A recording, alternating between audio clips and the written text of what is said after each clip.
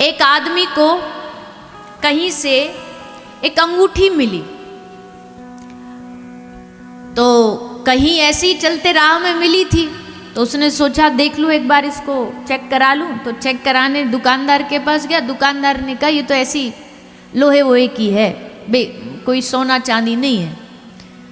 तो अब वो लेके घर आ गया। अब उसने सोचा क्या करूँ अब इस अंगूठी का, ऐसी कहीं अपनी अलमारी में ऐसी पटक दी, फेंक दी, छोड़ो क्या लेना इसका। वो ऐसी वहां पड़ी रही, और कब तक पड़ी रही, सालों तक पड़ी रही। सालों भर, 5 साल, 10 साल, 15 साल बीत गए। फिर उसे अपना घर बदलना पड़ा। घर बदलना पड़ा तो उसने सामान बदला, अलमारी खाली करी तो उसमें कहीं पड़ी मिली। उसकी चमक अब भी वैसी थी। उसने सोचा इतने वर्ष हो गए, इसकी चमक कम नहीं हुई, कुछ गड़बड़ तो नहीं, दोबारा चेक कराएं। तो उसने दोबारा चेक कराई, और दोबारा जब सुनार के पास चेक कराई तो सुनार ने कहा अरे प्रभु, ये तो बड़ा महंगा, बड़ा बेशकीमती हीरा इसमें लगा हुआ है। ऐसा हीरा तो मेरी पूरी दुकान में नहीं है, पूरे इलाके में किसी के पास नहीं होगा। इतना बहुमूल्य अंगूठी तुम्हें मिली कहां से? इसकी कीमत तो करोड़ों में है। अब हमारा प्रश्न आप सबसे ये है कि अब जब उसको अंगूठी की कीमत पता पड़ गई तो क्या फिर से दोबारा जाके वो उस अंगूठी को ऐसे ही अलमारी में फेंक देगा जैसे 15 साल से पड़ी थी? बोलिए ना जोर से, नहीं फेंकेगा। 15 साल तक फेंका रखा, क्यों? थी उसके पास, पर कीमत नहीं पता थी। अब जब कीमत पता पड़ गई तो अब उसी अंगूठी को एक बढ़िया बाजार में जाकर के महंगा वाला तिजोरी खरीद के लाया कि इतनी सेफ्टी से, सुरक्षा से रखूं। उसमें मखमल का एक कपड़ा, उस पे डबिया में भीतर रुई के ऊपर अंगूठी, और बड़े ताला लगा के चाबी एकदम सेफ्टी से। 15 साल से ऐसी पड़ी थी। क्यों? क्योंकि तब कीमत नहीं पता थी। मनुष्य जीवन हम सबके पास है, हम सबको भगवान ने जीवन दिया है। और मान लो अब तक किसी के 20 बीते, 30 साल बीते, 40 साल, 50 साल, 60 साल वाले भी यहाँ बैठे होंगे। 60 साल बीत गए, जब तक कीमत नहीं पता थी तब तक वो मनुष्य जीवन ऐसे ही बहा जा रहा था। पर अब जब भागवत जी की कृपा से मनुष्य जीवन की कीमत पता पड़ जाए तो अब इस जीवन को ऐसे ही नहीं बहाना है, अब इस जीवन का उचित उपयोग करना है, अब इसकी कीमत को समझना है। जीवन पहले भी था, जीवन अब भी है, पर अब भागवत जीवन में आ जाने से जीवन का महत्व, जीवन की वैल्यू, जीवन की कीमत समझ आती।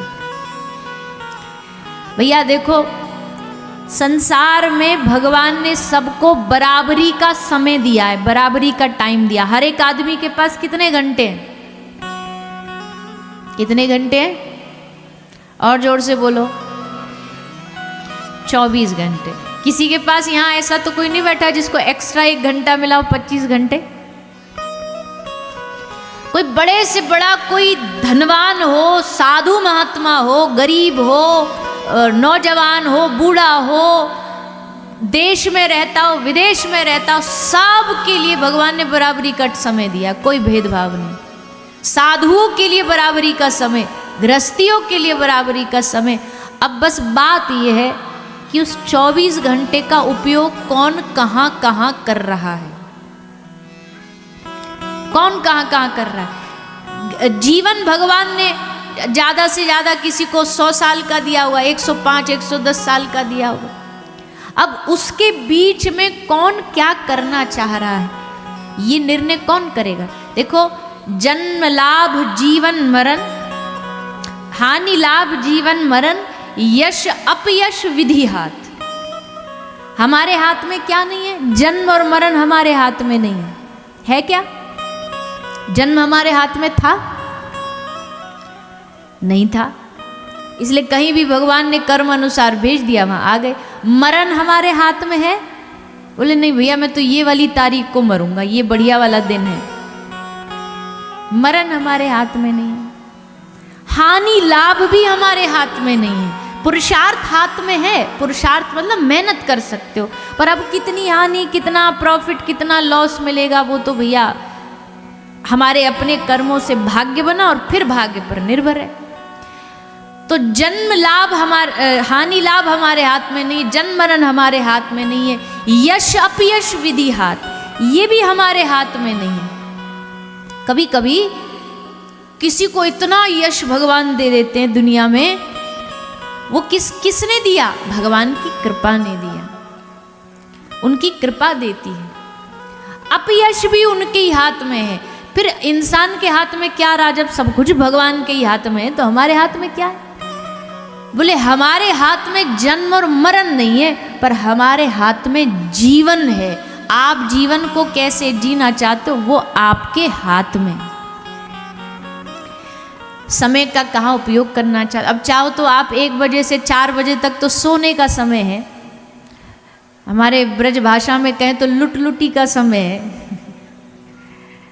भैया दोपहर को वैसे भी ठंडी आ रही है, ठंडी में दोपहर को एक कंबल मिल जाए, बढ़िया चारपाई मिल जाए, काम खत्म हो जाए और चकाचक फिर 2-3 घंटा विश्राम मुद्रा। अब कहाँ से पता नहीं, ये महाराज जी कथा ले आए अपने यहाँ करेरा धाम में, हमारी नींद और खराब कर दी। कई लोग तो कथा छोड़ो, उनको कथा के जो माइक भी थोड़े बहुत बाहर लग जाते हैं ना, उनसे भी उनको पेट में दर्द होता है। हमारा नींद खराब कर रखी है, यहाँ इतने ये कान पे हमारे धर रखे हैं, इतने माइक लगा रखे हैं, शिकायतें कर देते जा जाके, सुनना तो दूर रहा, जा जाके शिकायतें कर देते हैं। तो भैया अब क्या करें, कोई भी यज्ञ होता तो उसमें उपद्रवी भी तो आते हैं। पूर्व काल में भी होता था, पूर्व काल में भी ऐसा होता, यज्ञ होता तो उसमें हड्डियाँ डाल दी, कुछ विघ्न डाल दिए, तो ऐसे आज भी सब जगह आते हैं। तो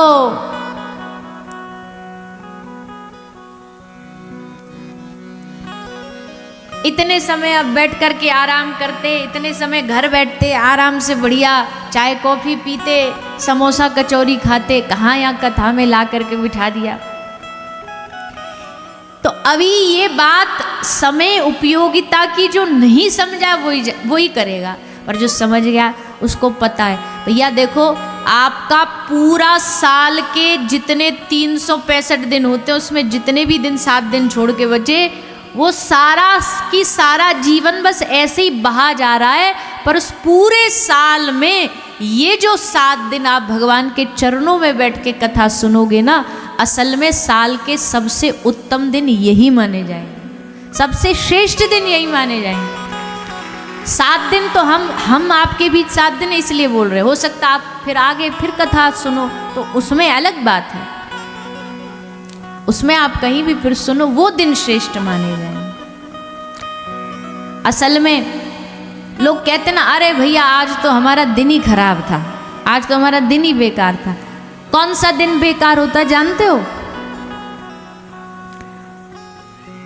पता नहीं, आज सुबह सुबह किसका मुंह देख लिया, दिन ही खराब हो गया। अब उनको कौन समझाए, सुबह उठ करके अपना ही चेहरा देखा था आईना में, तभी दिन खराब जा रहा है। पर श्री विनीत जी महाराज कहते हैं, बड़े अद्भुत महापुरुष हुए हैं श्री विनीत जी महाराज, जिनकी वाणी सब प्रवक्ता गाते हैं। उन्होंने कहा, 100 दिन दुर्दिन नाही मेघ नभ में बहरावे। दुर्दिन मतलब बुरा दिन।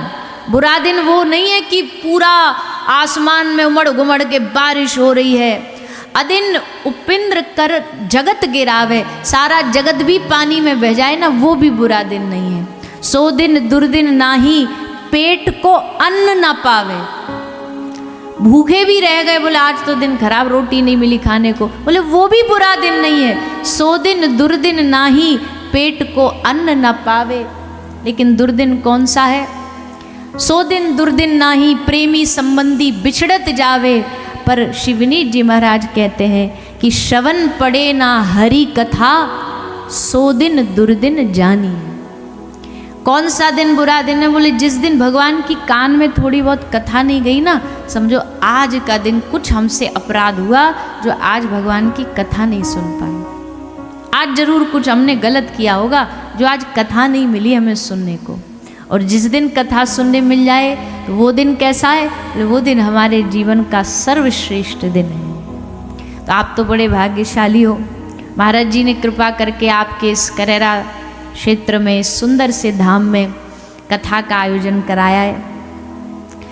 इस आयोजन में, इस भगवत भक्ति के इस उत्सव में स्नान करते हुए अपने जीवन को धन्य करना है।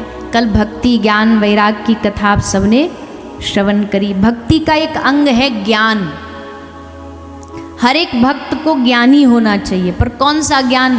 बोले वेद शास्त्र पुराणों के ज्ञान तो होने ही चाहिए, पर सबसे बड़ा है भगवान के साथ संबंध ज्ञान। भगवान के साथ संबंध ज्ञान होना चाहिए। संबंध ज्ञान किसको कहते हैं? देखो, आपके पड़ोस में कोई मैया बैठी है, अभी हम आपसे अचानक से पूछे कि ये कौन है, तो आप तुरंत जवाब दे दोगे कि पड़ोसन है, या सहेली है, या देवरानी है, जिठानी है, दोस्त है, कुछ भी उत्तर दे दो, जो संबंध उनसे आपका होगा। अब यही बात अगर भगवान की तरफ उंगली करके पूछा जाए, ठाकुर जी खड़े और उनकी तरफ उंगली करके आपसे पूछा जाए कि बताइए ये कौन है आपके, तो क्या आपको अपना संबंध ज्ञान है भगवान से कि ये क्या लगते हैं? हमारे पिताजी हैं, बेटा जी हैं, भाई हैं, जेठ हैं, ससुर हैं, क्या लगते हैं हमारे? ये संबंध ज्ञान होता है कि भगवान के साथ क्या रिश्ता है हमारा, ये जानना ही सबसे बड़ा ज्ञान है। आप सबके जीवन में ऐसा उत्तर होना चाहिए कि कोई महापुरुष आपसे पूछे कि भैया भगवान कौन है आपके, तो तुरंत उत्तर होना चाहिए हमारे भाई हैं, हमारे प्रियतम हैं, हमारे पति हैं, हमारे सखा हैं। हम ठाकुर जी के सामने रोज बोलते भी हैं।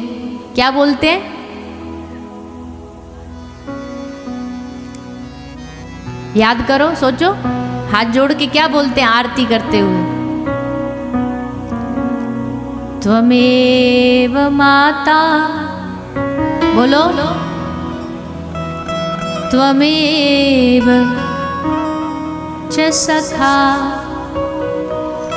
त्वमेव त्वमेव सर्वम। अब देखो भगवान से कितने रिश्ते हैं। त्वमेव माता च पिता, त्वमेव बंधुश्च सखा, त्वमेव द्रविणम, द्रव्य भी, मेरा धन दौलत भी, मेरा खजाना भी, हे गोविंद आप ही हो। और अंत में कह दिया त्वमेव सर्वम मम देव दे, मेरे सब कुछ आप हो, मेरा सब कुछ आप हो। हम गाते तो नहीं है, पर अब लाइन याद आ रही है। सब कुछ, ये चमक ये दमक फूलवन महक, सब कुछ सरकार तुम्हीं से है, सब सरकार तुम्हीं से है, सब कुछ सरकार तुम्हीं से है, सब कुछ सरकार तुम्हीं से है। बस इतना ही। ये चमक ये दमक मतलब जीवन में जो कुछ है सर्वम, सब कुछ तो आप हो प्रभु। आप नहीं होते तो फिर कहाँ ये जीवन में मौज होती, कहाँ ये जीवन में आनंद होते, जीवन होता ही कहाँ अगर आप ना होते। सोच के देखो, अगर प्रभु ना हो तो इस जीवन का क्या मूल्य है, क्या कीमत है? भगवान के होने से हम हैं, भगवान हैं तो हम हैं, भगवान से हमारा संबंध है तो है, नहीं तो फिर भैया कुछ नहीं है जीवन, सब खोखलापन है। अंत तो गत्वा सब खाली है। अगर कहीं कहीं खालीपन में अगर कोई आनंद दे सकता है आपको, रेगिस्तान की भूमि पर जहाँ चारों ओर ताप पड़ रही हो और उस चल चलाती धूप में तपता हुआ भागता अपने आप की जान बचाता भूखा प्यासा एक जीव भाग रहा हो और अचानक से उसको कोई जल पिलाने वाला मिल जाए, कोई छाया मिल जाए, तो जैसे उसकी छाया और पानी उसका जीवन बदल देती है, उसको परम शांति प्रदान कर देती है, वैसे ही संसार में भाग रहा, दुनिया में चिंताओं में डूब रहा, चिंताओं से, परेशानियों से, दुखों से जल रहा जीव जब कभी भगवान के चरणों में आके बैठता है तो बैठते ही उसको परम आनंद की अनुभूति होती है। मानो सब मिल गया, छाया मिल गई, मुझे किसी ने थाम लिया, मुझे किसी ने पकड़ लिया। इसलिए भैया आप सब लोग बड़े विद्वान हो, बड़े ज्ञानी हो, यहाँ ये तपोभूमि है, खूब ज्ञान की धरती है, भक्ति की धरती है, पर एक बात विशेष हमारी मानिए कि आज कथा सुनकर के भगवान से अपना रिश्ता निश्चित करो। पहले, सबसे पहले, कथा तो बाद में सुनो, पहले रिश्ता निश्चित करो कि क्या रिश्ता है आपका उनसे। ठाकुर जी तो इतने सरल, इतने भोले, अजी उनको तो काई ने ड्राइवर भी बनाया ना, तो ड्राइवर भी बन गए। कौन के बने? किसके बने? अर्जुन के ड्राइवर बने। बताओ, कोई दुनिया का सेठ किसी का ड्राइवर बन जाएगा क्या?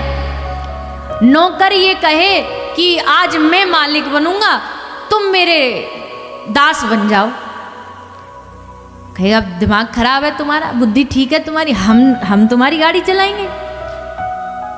लेकिन दास बैठा है ऊपर, मालिक बना, और मालिक लेकर के रथ चला रहा है। ये केवल ठाकुर जी कर सकते हैं, और कोई नहीं कर सकता।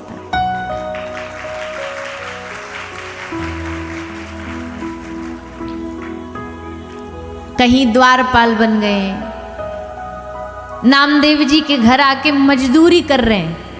महाराष्ट्र के एक संत हुए नामदेव जी, उनका घर जल गया, झोपड़ी टूट गई। ठाकुर जी आए लक्ष्मी जी को, बोले चलो, भगवान विट्ठल बोले लक्ष्मी को, मतलब रुक्मणी जी को, चलो देवी एक काम आया है हमारे पास। देवी बोली कौन सा काम आया? बोले एक की भक्त की झोपड़ी टूट गई है, वो बना के आनी है, छज्जा डाल के आना है। देवी बोली इसके लिए तो बहुत है आपके पास, किसी को भेज दो काम करने के लिए, ये तो लेबर वर्क है, इसमें खुद जाने की क्या जरूरत है? तो ठाकुर जी ने बड़ा गजब का उत्तर दिया।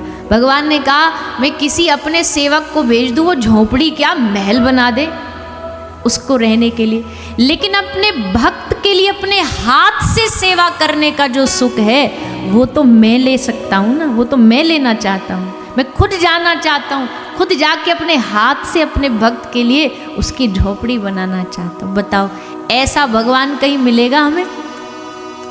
कहीं नहीं मिल सकता। मजदूर बन गए। कितने ऐसे भक्त हुए हैं, किन्हीं के घर भगवान बालक बन करके।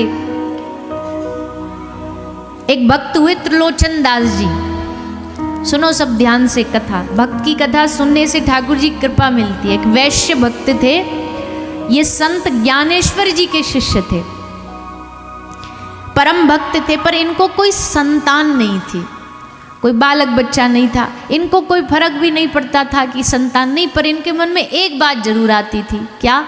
हमारे संतान नहीं है, हमारे ठाकुर जी की सेवा आगे चल के कौन करेगा? संत सेवा कौन करेगा? बूढ़े हो रहे हैं हम, अब कोई तो चाहिए जो आगे हमारी इस खानदानी को, सेवा को बढ़ा सके। अब देखो गृहस्थी जो संसारी होता उसको बच्चे किस लिए चाहिए? कि भैया हमारा खानदान का बिजनेस बढ़ा दे। पर कोई भक्त कभी भगवान से संतान भी मांगता तो उसका कारण क्या है? बोले हमारे घर की जो भक्ति है, सेवा है, ठाकुर सेवा, संत सेवा, वो ना रुके, इसलिए प्रभु अपना कोई भक्त भेज दो। तो अब इनके मन में चिंता हुई, कौन संभालेगा? इनकी चिंता का मतलब भगवान की चिंता। भगवान पंडरीनाथ को चिंता हुई। भगवान ने कहा कि क्या करूं? तो एक काम करता हूं, पता नहीं कब बालक होगा, कब बड़ा होगा, कब सेवा संभालेगा। एक काम करते, हम ही बालक बन के चले जाते। और ठाकुर जी 15-16 साल के बालक बन के रूप धारण करके, फटा कपड़ा, मटमैला शरीर, और एकदम बिल्कुल गरीब ब्राह्मण, गरीब बन करके आ गए। आके बोले सेठ जी राम कृष्ण हरि, जय जय राम कृष्ण हरि। तो त्रिलोचन दास जी ने पूछा बेटा क्या नाम है तुम्हारा? तो भगवान ने मुस्कुरा के कहा हमारा नाम तो पता नहीं, पर हमको सब अंतर्यामी कहते हैं। अंतर्यामी हैं हम। भगवान कैसे बताएं कि सब जग में हम ही जानते हैं, हम ही रहते हैं, इसलिए हम अंतर्यामी हैं। अच्छा, कहाँ के हो बेटा, कहाँ से हो तुम? बोले अभी फिलहाल तो जहाँ खड़े वहीं के हैं, समझ लो आप ही के हैं। मतलब हम अनाथ हैं, हमारा कोई नहीं बाबूजी। और एकदम ऐसे बन गए भोले भाले सीधे, जैसे कोई तो दुनिया में इनका कोई है ही नहीं, हमारा कोई नहीं है सेठ जी, हमारा दुनिया में आप ही हो, आप ही हमको स्वीकार कर लो। हमारे पास कोई माँ बाप नहीं, आपके पास बच्चा नहीं, राम मिलाई जोड़ी, बढ़िया जोड़ी मिल गई, आपको हम मिल गए, हमको आप मिल गए। क्यों भटक रहे हो?